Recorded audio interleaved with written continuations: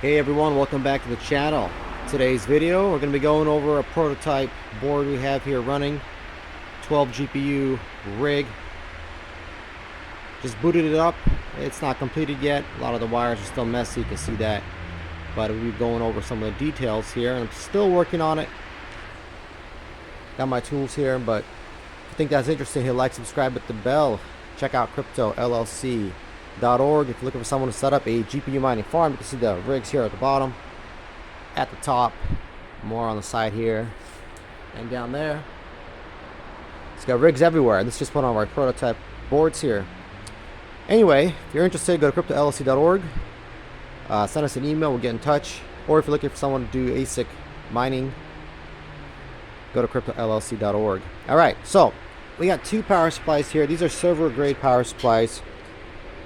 We're running, this one right here is 1400 from Dell. This one's from Delta. This is 2400 power supply. And they're running some breakout boards. This breakout board is actually powering motherboard, the motherboard, the CPU. It's also powering Molex for the SSD. Some auxiliary cables to the back over there as well. And so it's powering most of the board, process all that stuff, and it's powering 4 cards. So these two right there and these two up there. So that's what's powering this guy right here, 1400. It's also running off of our power switch here, Tekken switch, so we can, you know, kill the power and enable the power for if the rig ever has any problems. Then on here we have this Delta 2400 power supply. This one's running 8 cards. So it can actually run more. It can run 9 cards or maybe 10 cards. But this motherboard only supports 12. So we're not going to do anything past 12. So it's got 8 on this power supply and 4 on this power supply.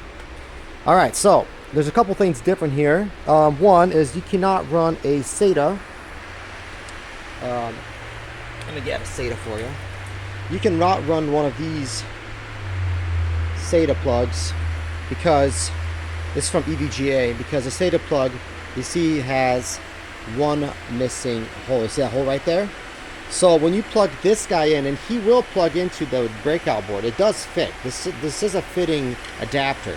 But because there's one missing wire, it does not send power. The whole processor, I mean the whole PSU does not want to send power there. So we can't use them to power our risers. We have to use their own plugs here. So these plugs actually have all 6 pins have the wire in it, so it's actually sending. So this breakout board is detecting that there is a missing pin and it's not sending the power. So we noticed that, we had to change that up. Then we also didn't have enough wires. They come with like 16 of these and we didn't have enough, so we had to run some adapters here. You can see it plugging in. Let me get some focus on there. You can see it plug it into this adapter here, and then this adapter sends power. So basically we're trying to give each GPU one whole VGA 8 pin and then a half, so it has 1.5. So it has plenty of power. We're not going to be loading up the wires, you know, to the max or whatever. You can just run them on one, but we prefer to run them like this. Then you can see the risers there in the back. I'll show you right here. You see that riser? Same thing. It requires those 6 pins, and if it only has 5 pins, then it will not run. So we actually ran out of wires.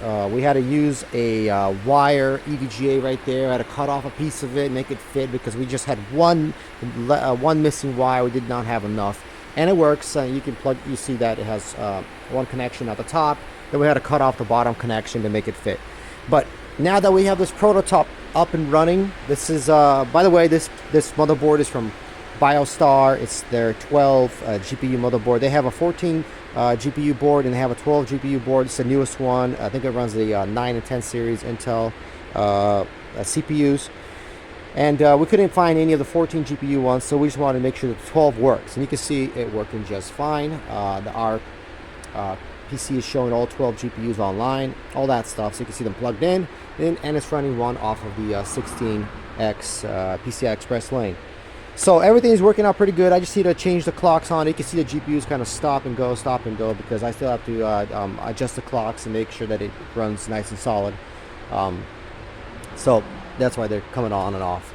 But other than that, it looks like it's working. The power cycle is also working. So we tried using our Tekken to get the power cycle to turn everything on and off, because these two PSUs with the breakout boards are actually plugged in directly. It's this one right here. This is 2400 watt PSU, and it's plugged directly into the outlet. This one's running off an extension, which we'll then remove in the future because we don't need the extension anymore. Well, not the extension, but the three-way, I guess you could say three-way extension. We'll remove it in the future and have that directly plugged in there.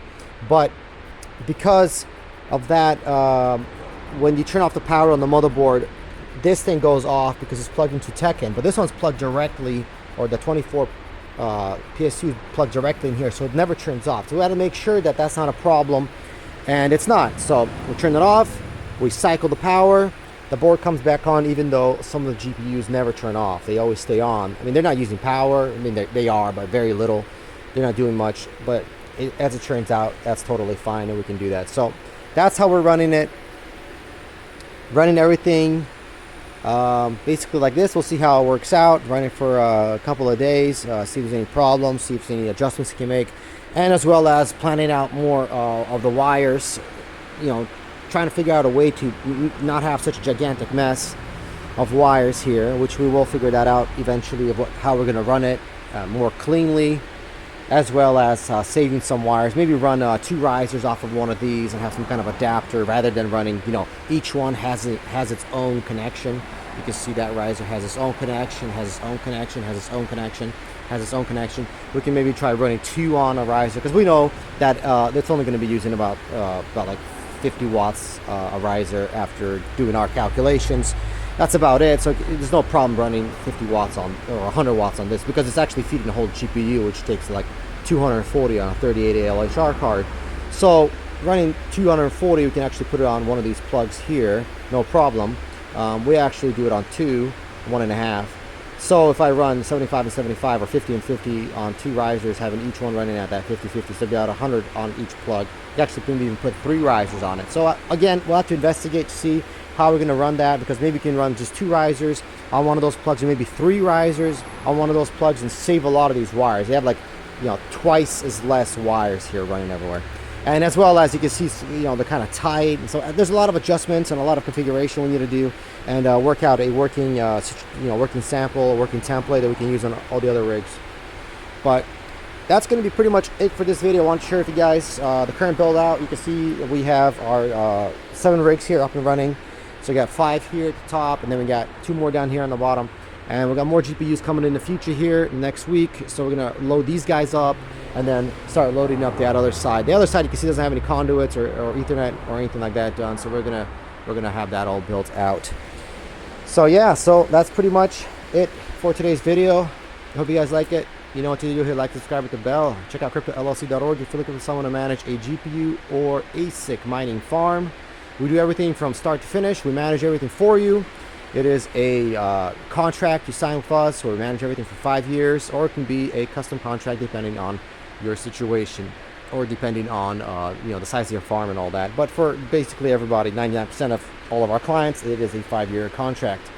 So if you're looking for someone to do that for you, go to cryptollc.org, and also check out our other social media accounts like Rumble, Gab, BitChute, Parler, Minds, because who knows what will happen with the current social media platform. And until next time, bye.